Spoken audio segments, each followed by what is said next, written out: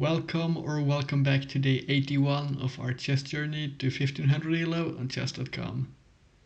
Let's just jump on ahead into our game today and find an opponent. I'm quite tired today, it's been a long day for me, but I'll still play this game before heading to bed, otherwise I will regret it in the morning. We play against Sergio 8s and I think it's 7-7s when they are 1377 rated. We get the Bowdler attack, nothing new, but it's surprising to see it so often. d5 here, and we kick the bishop back.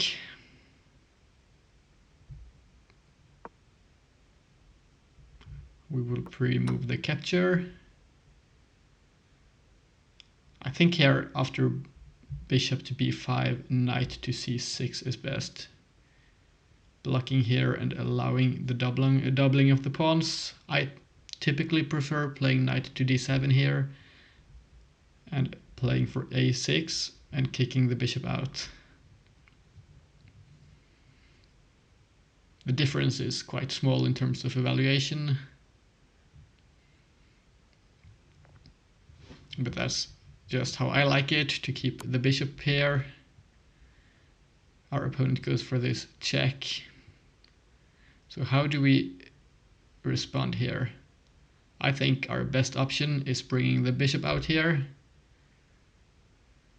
which has now been... this looks quite good to me at least. Bringing the bishop out, then we can bring the knight up to d7 without blocking in our bishop if we get checked by this bishop here. This keeps our stuff together. The bishop cannot get hit by the knight. f5 and we take with the queen. Knight to d4 and we take with the pawn. The bishop can't take here because we take the bishop with the queen. And as I mentioned here, we come up with a knight and our opponent has just given us free development.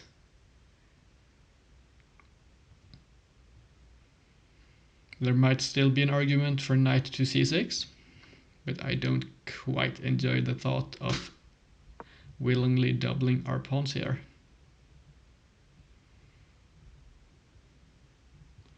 If d3 is played, we might have queen to a5. And after knight to c3, we might push our pawn.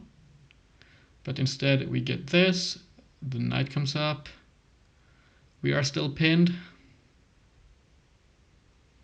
How do we best deal with this?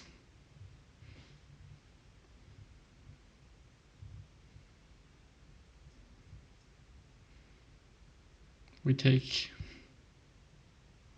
think we just take the knight, right? I'm pretty sure our opponent blundered.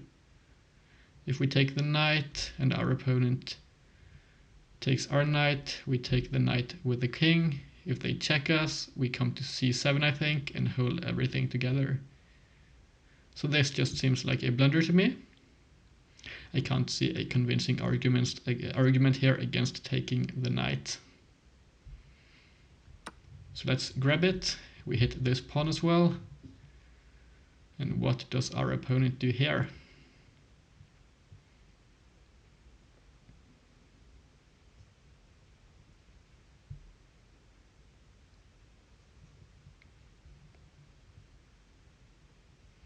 I think this is another case of playing a bit too quickly by our opponent, although I might be mistaken. They castle. We might have bishop to 8. No, we can't play the bishop out. That's pinned. But how do we go about dealing with our issues here? I don't want to willingly allow our opponent to destroy our castling rights. So I'd argue for coming back with a queen here and then playing for a6 and developing our pieces afterwards. Because if we don't play our queen back, they can take and force us to play king to d7, which is not quite ideal with the queens still on the board. And this pawn can always be pushed for discoveries against our queen, which does not seem ideal to me. And because it's not ideal, we'll come back. We're just up a piece.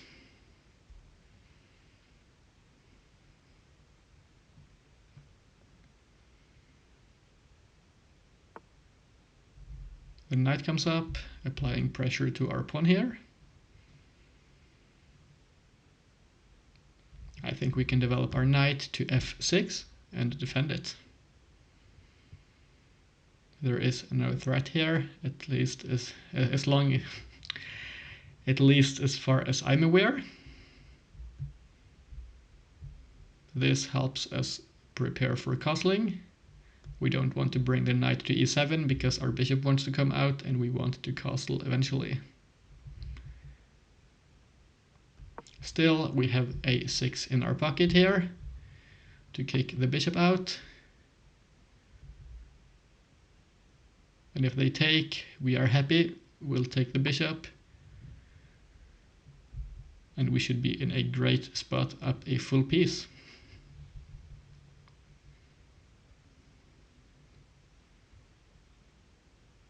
And this bishop actually does seem trapped to me. They can't bring it back because of b5, so they do have to take. Here we have to make sure we don't take with the knight, because then this pawn hangs. So let's take with the queen. And our position is holding together quite nicely. The knight can't come up, the bishop could pin us. But then we come out with our own bishop to e7 and prepare castling, and we could play h6 to kick the bishop back a bit.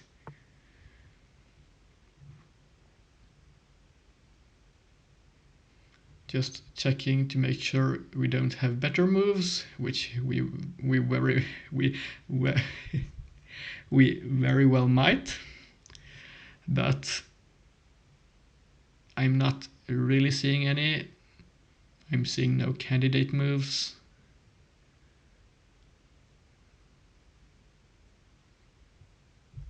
So let's just come up here and play the logical bishop to e7.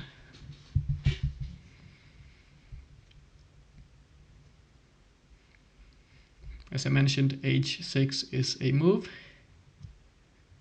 And honestly, at this point, we probably just want to trade it down as much as possible.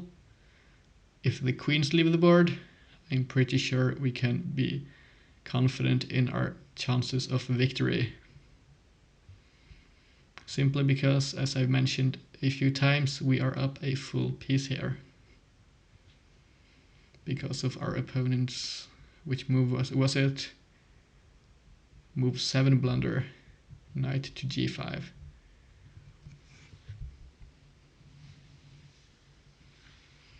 So how does our opponent respond here? We could very well just move the knight out of the way and threaten a bishop trade, which would favor us once again because we are up a piece. But I'm not seeing a lot of convincing squares for our knight to move back to. If we do move the knight, I might want to castle first to move the knight back to e8 rather, because here I'm not seeing a whole lot of prospects. This doesn't do a whole lot. We are adequately defended. Importantly, because of this pawn here on f7. First, let's come up with h6. Our opponent won't take, I guess, as that would be detrimental to their position. Bishop to h4 is more likely, keeping the pin and tension. Then I'm pretty sure, as I mentioned, we castle here and take it from there.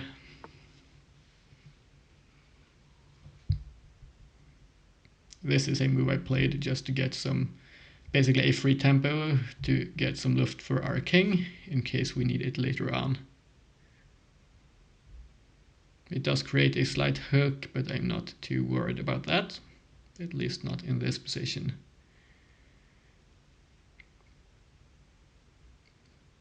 Here, once again, my plan should probably look like castling. The queen can't come up and threaten us. Not easily, at least. What happens if queen to e5 is played after we castle? Yeah, that does not seem like an issue. So we'll proceed by castling.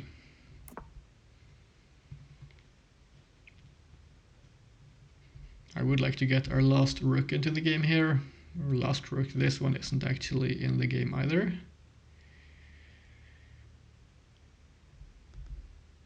This bishop can't get hit, for the time being at least. It's 3 moves away for the knight. If it could move to any of those squares, this maneuver might be possible if the queen moves. But for the time being, this shuts down the e-file for our opponent.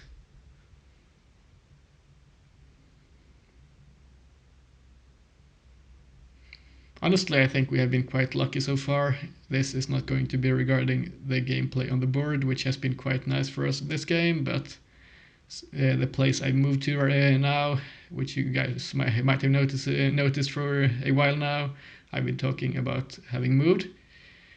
I've got 2 neighbors, being the airport, rather the hospital and the railway. And the railway tends to be quite noisy at times when trains pass, and as for the hospital, the helicopters make a lot of noise, and we have not really had any issues with that so far in the videos, which has been a quite great, decent sight at least. It's been nice to see we don't get disturbed that often, at least not as of yet. Our opponent takes, surprisingly. I think that's probably a mistake, because we just take, and where does our opponent play lie? I don't see their concrete follow-up.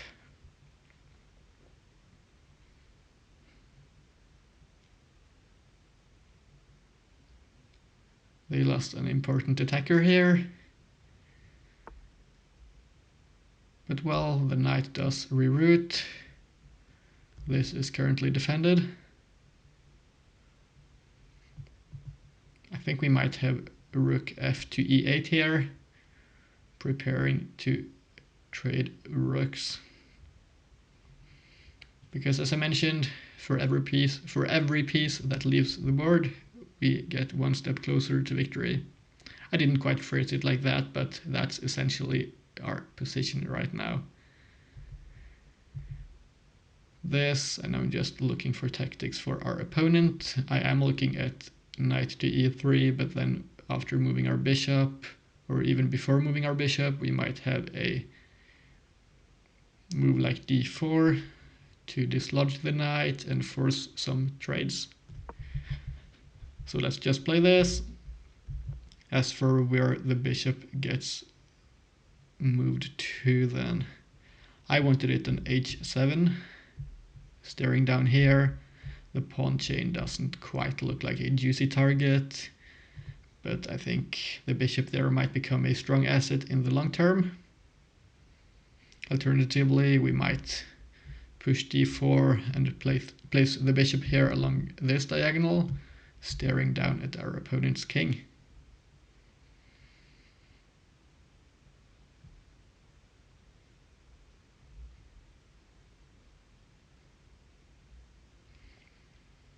I'm realizing here after accepting the chat, I don't know if you guys can see this, no you can't, it's behind my camera. Our opponent did send a crying emoji after the earlier blunder rather, which is logical because it was an unfortunate mistake.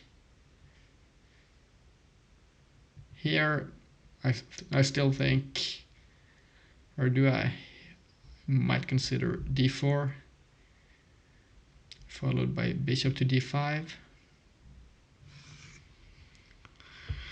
The alternative, as I've been mentioning, is probably something like bishop to f5, but then the knight comes up and hits us.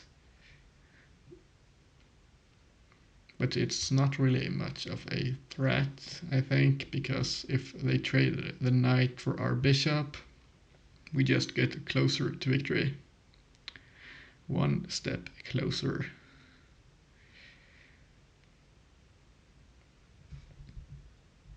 So I don't think it really matters that much whether we play d4 here and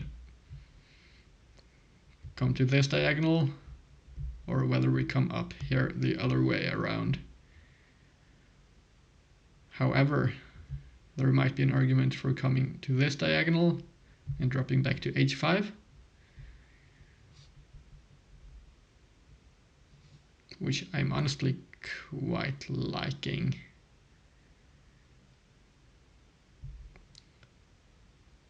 Simply because this hits a bit more of the important squares,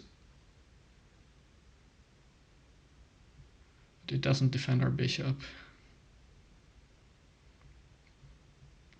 f4 or f3 rather, and we are happy. We come back after trading rooks. Yeah, let's come up here. We hit the knight might come up. Then I think, as I mentioned, d4. If the knight takes, we trade rooks and then take the knight. Or do we?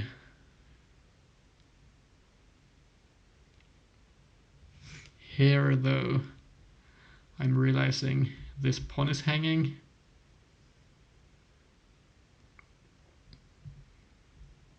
What happens if we push? They take. We take. They take with the rook. We take with the queen.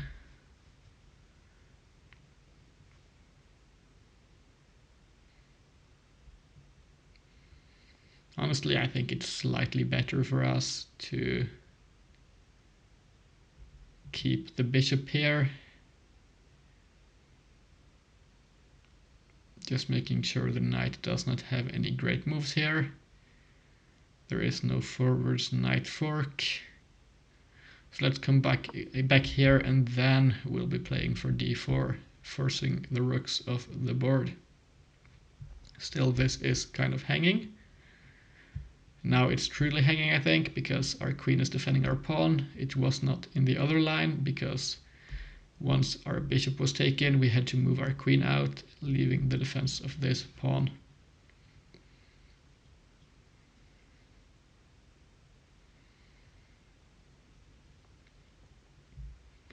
So what could our opponent do here? There is no forwards mobility for the knight, but the rook comes up here to defend. But then again, as I mentioned, this looks like a good move to me, as it should force material off the board. It might not be the best move according to the engine. Honestly, the best move might be bishop to g5 here. I'm realizing pinning the knight to the queen, creating new threats. The knight can't move there, because if it does, we take the queen, and then this becomes a real threat. f4 can't be pushed to intercept, so the queen might have to move, but it does not have good moves, I think. Well, maybe. Queen to c3 might be a response, but then I think we can trade probably. Yeah, I think I like the prospects here. So let's come up and see what our opponent does. I'm expecting the queen to come here, although the queen might come to a5 as well. In which case we might just improvise. Either way, this should be good, as long as we don't blunder a piece, or checkmate for that sake.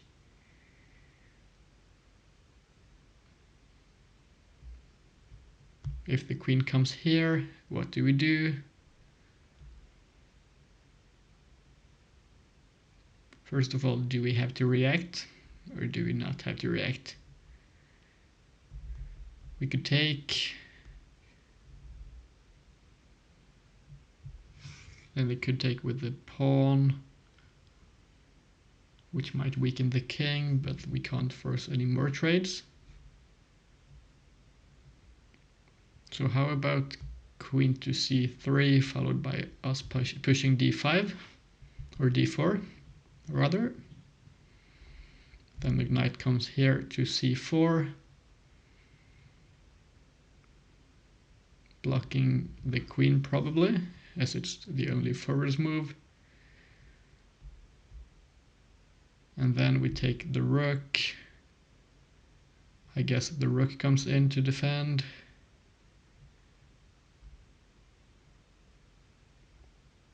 There is this fork here. The queen comes down to this square. But still I think we have this.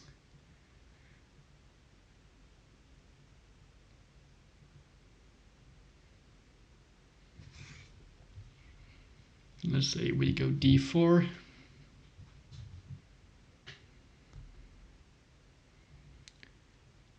Or do we alternatively have another move here?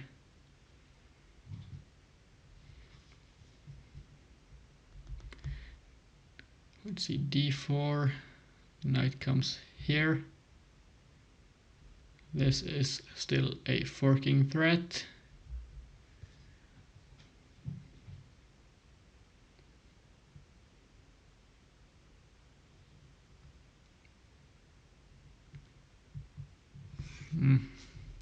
Maybe queen to b5 here. That might force a queen trade. Unless our opponent goes all the way back here. And then we play this, I think. And we trade rooks. That seems quite nice. Although if we play here, the queen might come back, but then we fork the knight and the queen. This looks good. If we trade, we open up our rook and apply pressure onto this a-pawn. Well, the queen could come down here, but then I think it would be trapped. Our opponent takes. We lose a pawn, I'm realizing. But we do win the a-pawn as well if they take.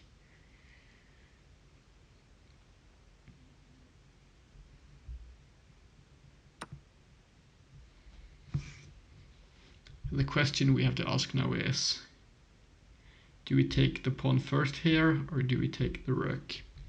Let's calculate. If we take the rook retakes. We take the a-pawn. We get checked here probably.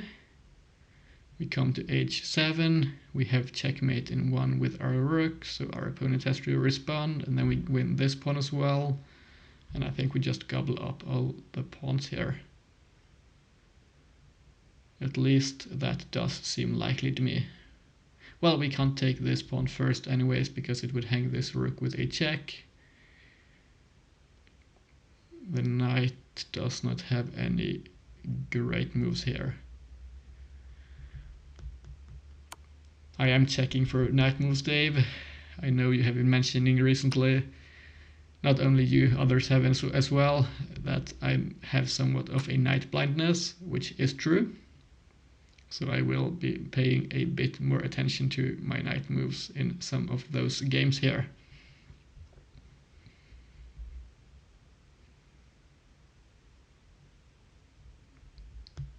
f6 might be a good move actually.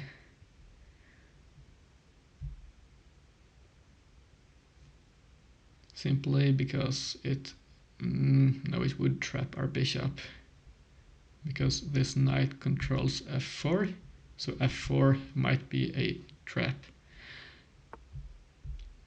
Our opponent defends the pawn.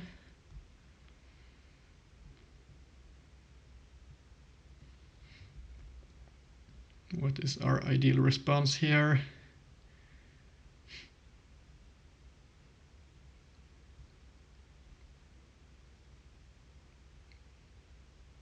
I'm looking at different candidate moves.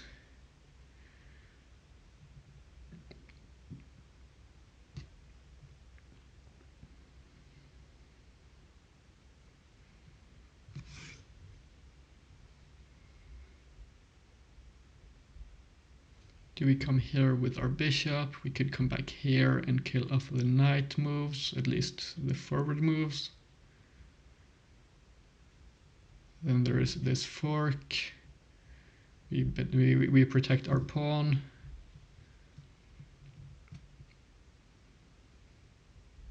I think we just play solidly first, removing all threats, and then we just play it for the win afterwards.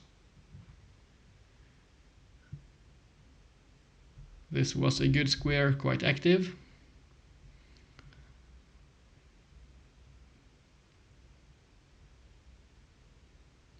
I still think this is good, at least for now, and we can reroute our bishop if needs be.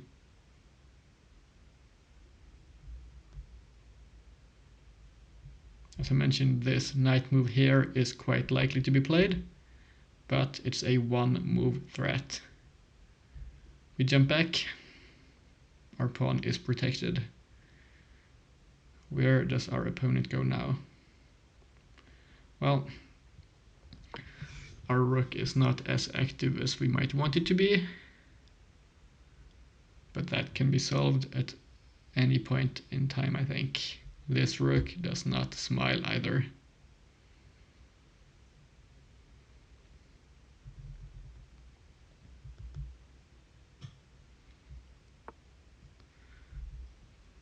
The knight comes up here.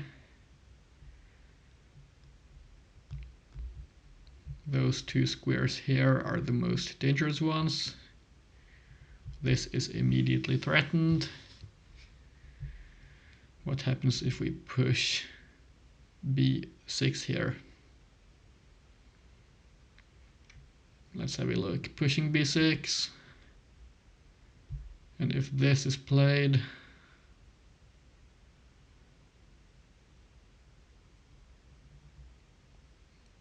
I don't see a good follow-up. So I think we just play solidly here, protecting our pawns with pawns.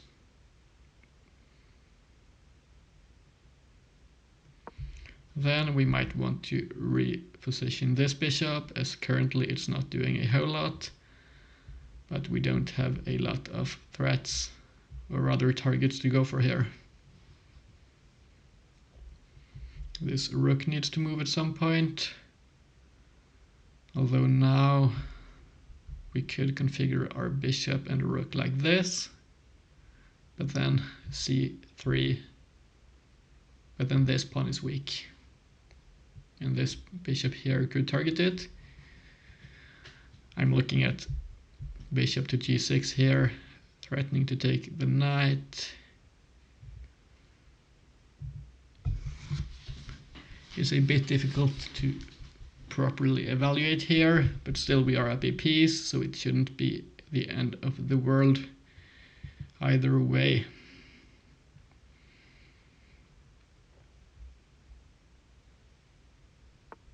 The knight does jump in.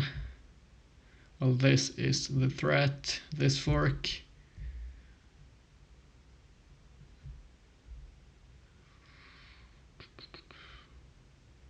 How do we properly avoid this?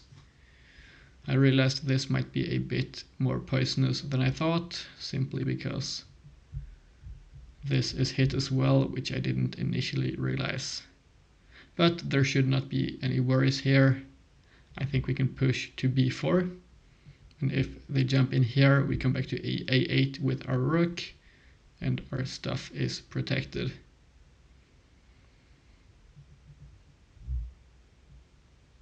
There is no other poisonous square, so let's just come up here. Now we do have this nice looking chain, meaning we only have to defend the backwards pawn here. This comes with a threat of playing rook to e8. here we might have f6, allowing a backwards bishop maneuver.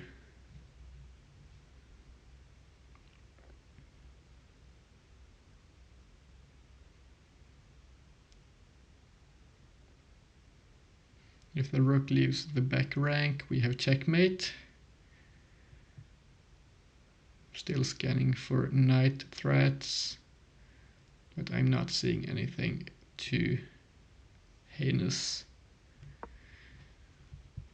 So let's go up here. Our next move might be bishop to c7. And this this rook rather, needs a new home.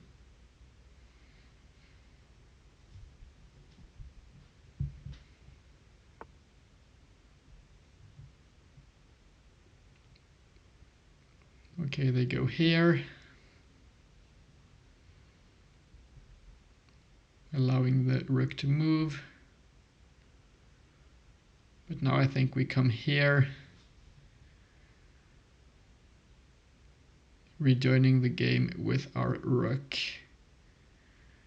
Knight to b5, and we go to e7 with our rook. Yeah, this seems okay to me. If knight to e8, we just ignore it, because if we take, we lose a piece.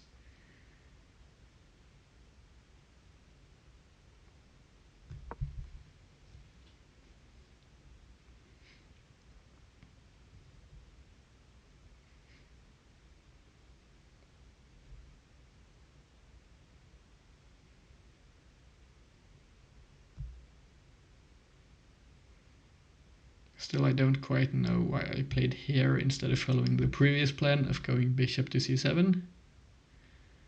I guess I was a bit worried, although that might not have been necessary.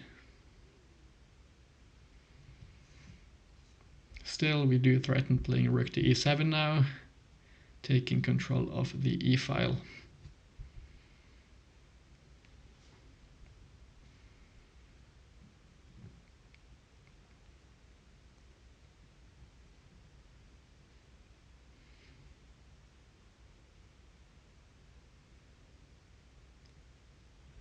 If the rook moves, we could play rook to a1, king to h2, bishop to c7, and the knight is pinned. That's just one idea. It's important to note still, this bishop is preventing any e8 shenanigans.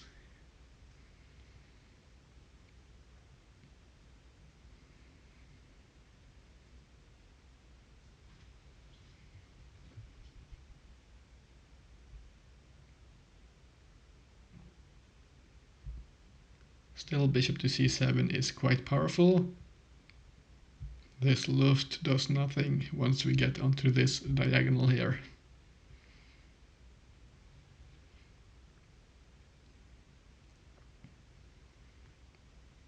So where does the knight move?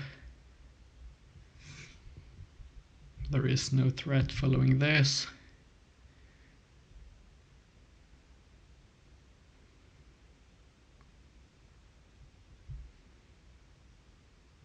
Yeah, I'm not seeing any.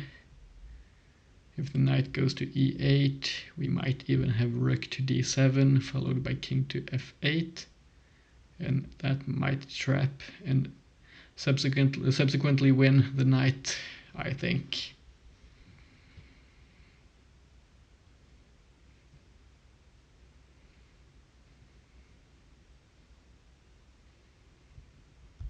Knight to b5, when we go rook to e7. And if we trade rooks, we automatically win the game. The knight comes back here, which is good for us as well. Now, where does the knight go afterwards? First, I think we pin the knight. This rook is defended by our bishop, so they can't take with a check on f6 and win the rook. And now we threaten to play f5 and win the game.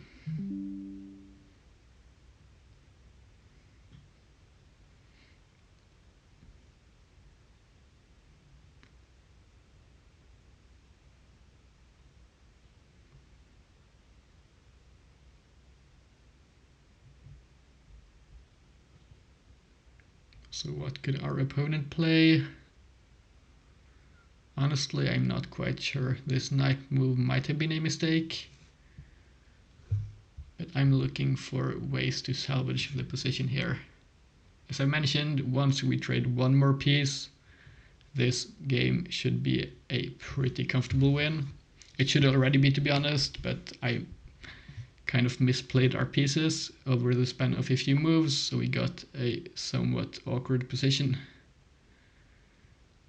Honestly, this is a good try by our opponent.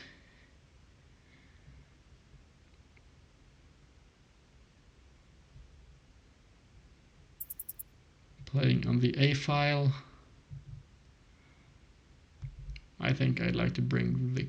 No, I don't want to bring the king up. First, I'd like to bring the bishop up.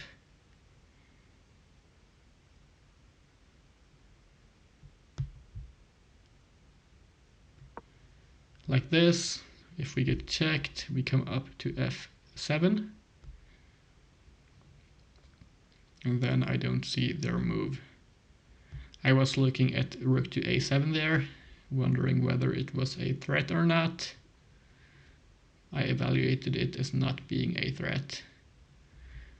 f5, and I think we win, if they went for that. Now the knight comes back. Our opponent obviously does not want to trade pieces, but now it's kind of trapped at the edge of the board here. Or we could go for this, which is better.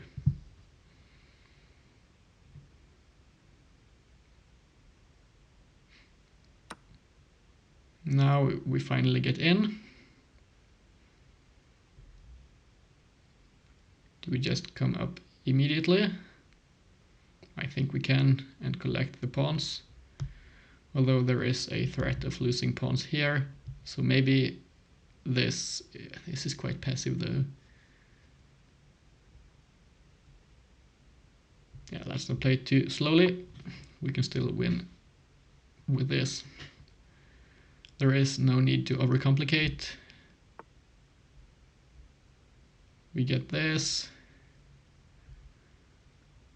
Let's join up with our bishop. I'm liking this. If the king comes up, I guess we come back and hit this pawn. Essentially, I think I want our bishop on d5 here. I don't want to trap our rook, so d2 seems like a horrible square. Coming back one square looks decent enough to me. This pawn will likely push, but then I think we can... No, the king comes up. Okay, then let's drop back a bit more. Maybe even all the way here. This is a maneuver, but it's going to take a few moves for our opponent.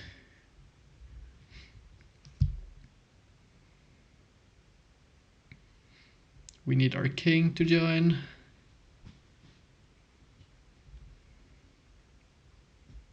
We need the bishop more active.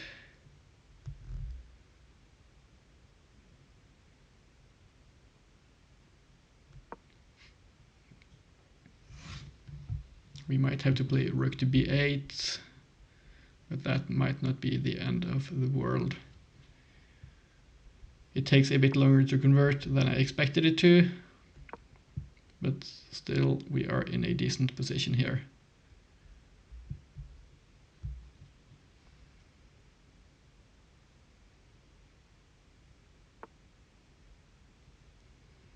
This pawn is pushed. Let's walk our king up.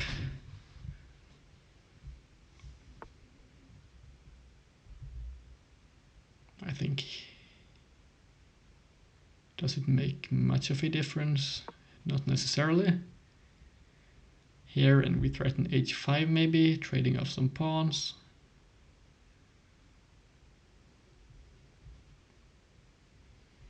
This pawn here is weak.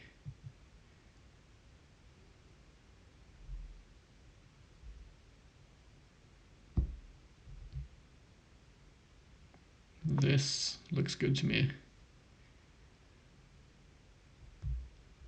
If they take, we centralize by taking. And I think the following position looks quite optimistic. Our king gets more active here. This rook does not do a whole lot.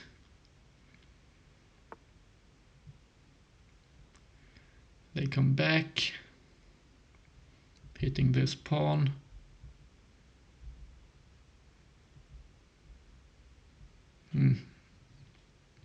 Honestly, I thought we'd just play rook to b7 here, but they come to a8, and that's annoying.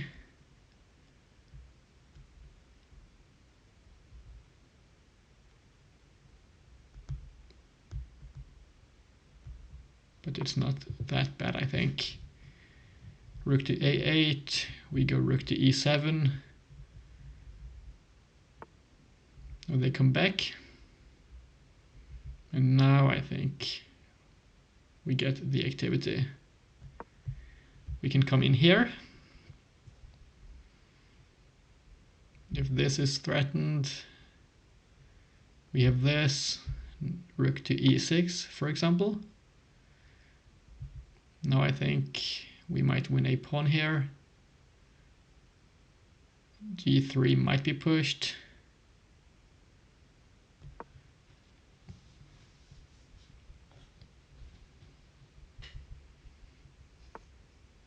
It is. But how about forcing the king away? And those two pawns here should fall promptly.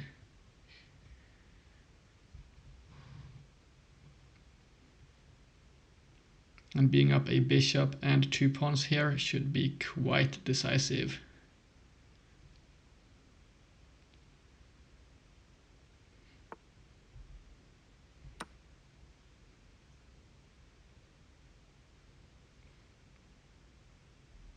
Rook to g1 check.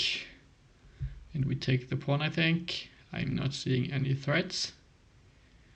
The king can't come up. We cover those squares here, so honestly the king is almost checkmated.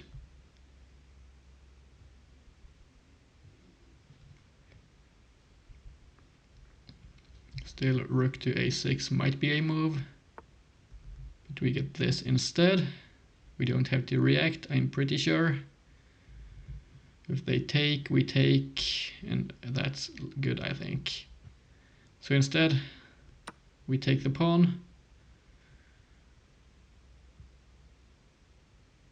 We don't want to break our pawns apart. Or do we? Let me have a quick look. We could come up here, force the king away.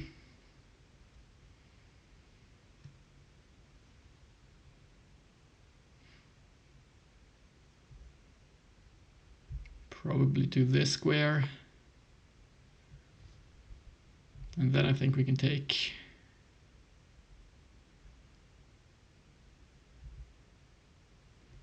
Didn't want to go here with the rook, because then our pawn could be taken.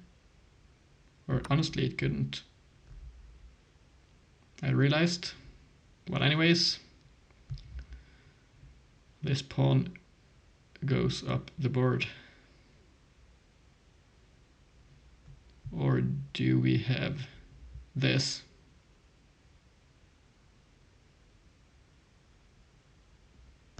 I think we do. Forcing a doubling of the remaining pawns, and then we can take with the rook.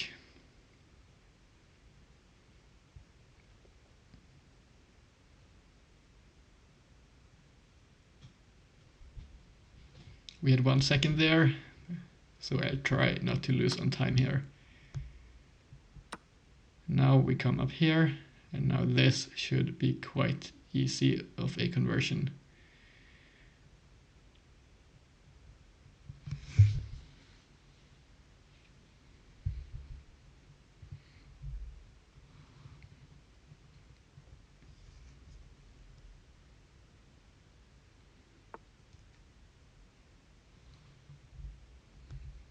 Let's just take. This comes with a check, and then we move our bishop. We will lose the d-pawn, but that's no problem. We play for promotion. If the king takes, we skewer. If the rook takes, we come up with our king, and we will be promoting shortly.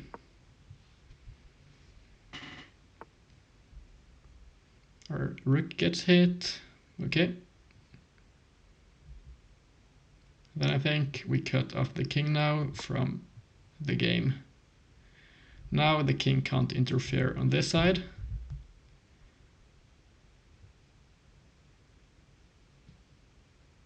If the king moves towards our rook, we should be quite happy. I guess we come up here. Just start pushing. This should be trivial.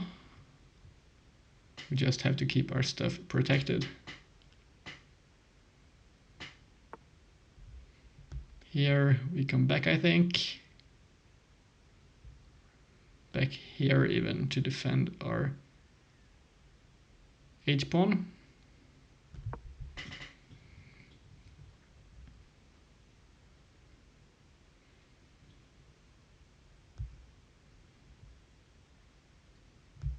Our bishop could get targeted, but then we move it to this side so the king can't get to it. Here, and we can now play h5 because the bishop would protect us.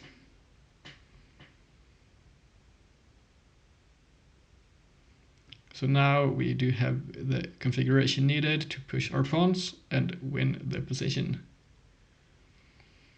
It's important to note here, I'm pretty sure if we did not have the pawns, this is a theoretical draw, rook and bishop versus rook. So we could not afford to lose our pawns despite being up 3 points of material otherwise. Now I'm pretty sure there is zero counterplay. Honestly, this is a bit tricky of a move. Let's come down with the king first and then start pushing the pawns.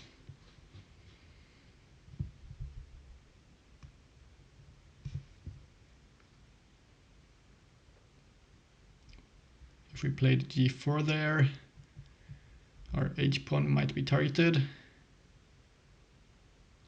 Although honestly, that might not be scary because of our rook. So yeah, this might have been an inaccurate move. But well, that's not the end of the world. Now we win the game. Oh no, it is a check. Still, this should be pretty good. This is a win still. The 2 pawns shall prevail.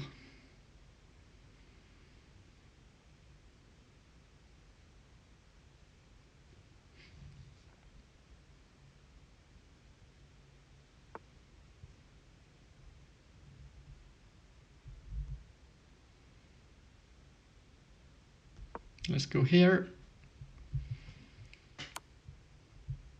Now I want king to f4. The rook can't go here, so our h-pawn is adequately protected. If rook to f1, we play g4, protecting our bishop, I think.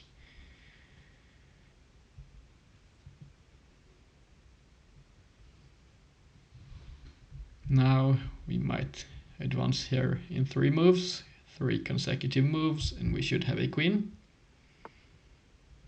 Our opponent blunders, and the game is over. Well, more over. Our opponent resigns, and we get a win. Thanks for the game.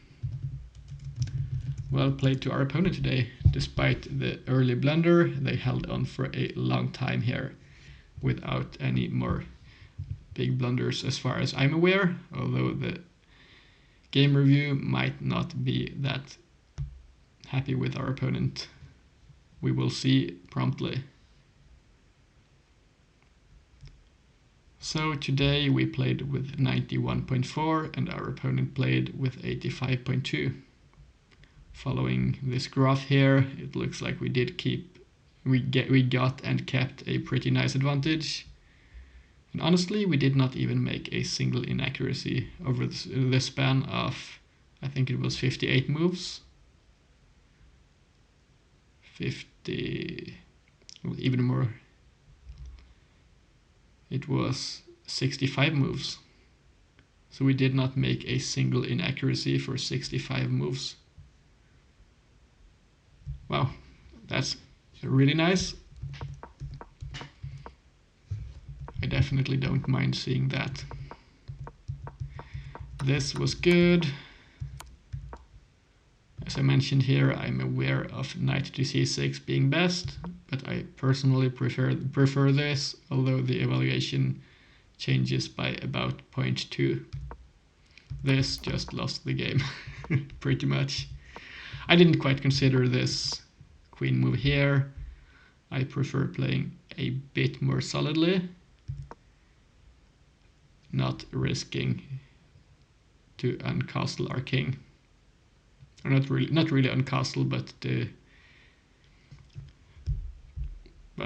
disallowing ourselves from castling. All good moves here. There were some slightly more accurate options, but let's say here, for example, why invite complications like this is my thought process. If we play h6 and they take and we take, I know we get the file against the king, but we never have a guaranteed king safety. Or well, apparently the computer laughs and says just queenside castle.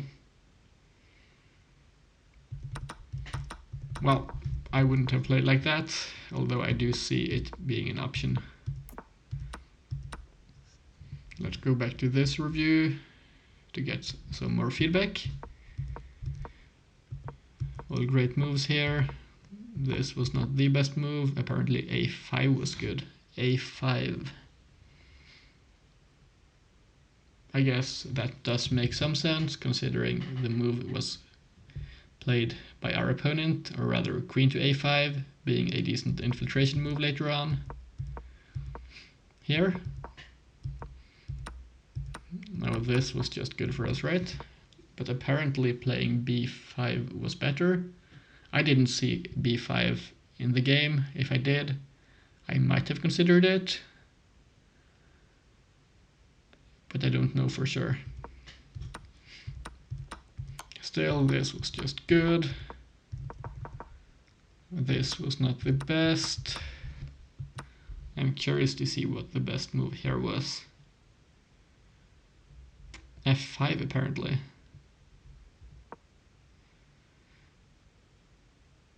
Yeah, that seems a bit computerish. I won't pretend to understand why this is good. This is just one of those not that concrete moves. Although, honestly, as I see here, or realize in hindsight, this move plays for the same thing we did, allowing us to control the e8 square with our light squared bishop, while also here, importantly, allowing our dark squared bishop backwards mobility. Still, I don't think I would have easily spotted the move.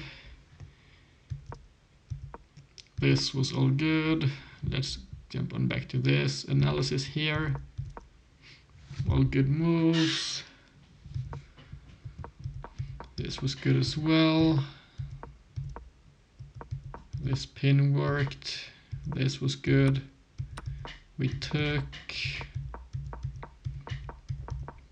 And we did have to grind this down for quite a few moves here. What was our best move here? Apparently king to f7. I don't quite understand king to f7. Maybe we are supposed to play g6 here. Still, this was good. All good moves. This check was apparently better. Let's have a look here. An immediate g5 here, sacking a pawn to threaten a promotion. This was good. All good moves. And from this point on, we only had to find the correct configuration here. This was best, so I was not mistaken here actually. All good moves. And we won the rook, and we won the game. Well, this was a pretty nice game, I have to say. I'm quite happy we did not have a single inaccuracy for 65 moves, as I mentioned. That's a really fun statistic to see. Thanks a lot for the game. 877777777 from Ukraine. Thanks for watching to the end of the video, guys. This has been our game for today, and I hope to see you all tomorrow. Oh, there we go. Bye-bye.